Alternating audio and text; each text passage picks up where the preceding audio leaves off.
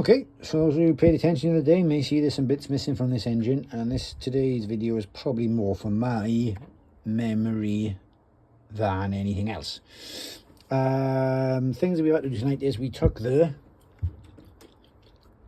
housing, the zinc housing, the zinc lives in there, so that is down in there. We took that whole thing off because we couldn't get the zinc out. That lives in there with some hoses attached to it. That's come out. I got to try and take that apart when we get home. The other hoses come off it. Down by here was the pump. Pump's come off, so taking that apart. That's over there. Has to be cleaned up and put back on because the impeller was in good nick there. Actually, that could be refitted. No, yeah, there's another gasket. Other things we've done, we flushed through the engine back on itself. So we flushed water through here, back through the head, and it came out through this hole here, just to make sure there was no stuff up in there, and it seemed all pretty clean. We did then the same. We took the, well, actually we took out the,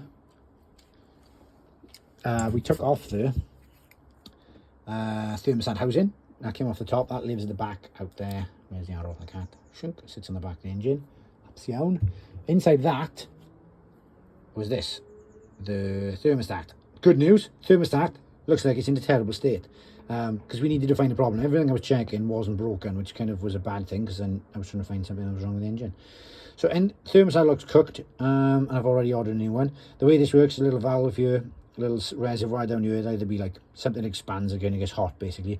That sits in the engine.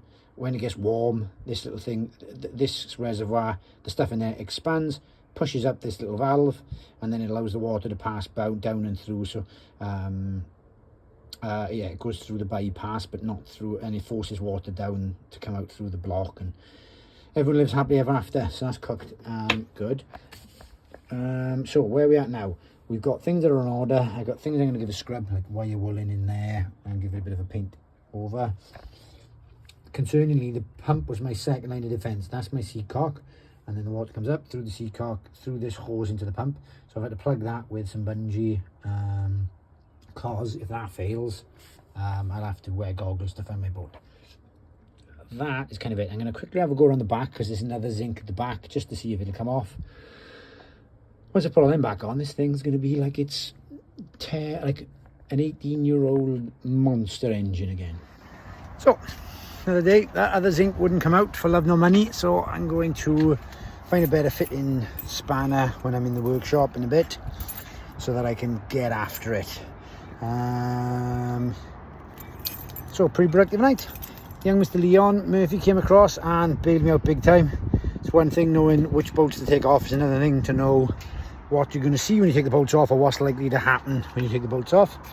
And it's also useful to know 2 million different ways to take a bolt off, because he does. So, stand by for part 2 where we clean things and fix things.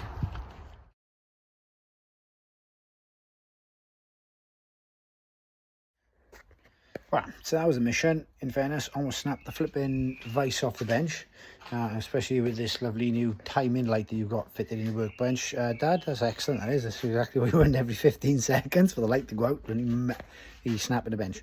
So here's the zinc. It showing some signs of wear, but I'm pretty sure that's in good nick. In fairness, there's plenty of it left, but it was in. So need to change the washer and give it a bit of a clean back. Have a good look through and give that all a good bougie, and stick it all back together. But that was a mission to get off, so the one in the back is probably going to be the same. Okay, so thermostat's in the pan.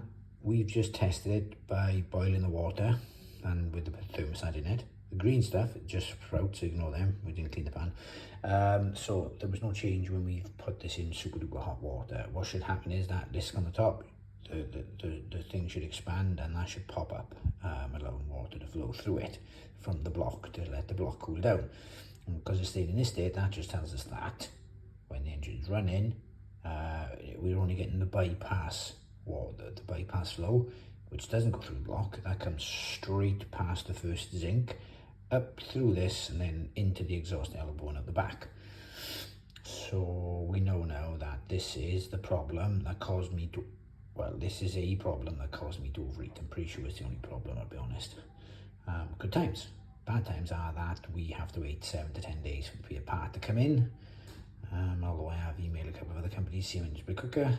But it does, on the plus side, give us some time to do some rust treatment on parts of the engine now that they're exposed. I've also ordered some wire brushes and some rust prep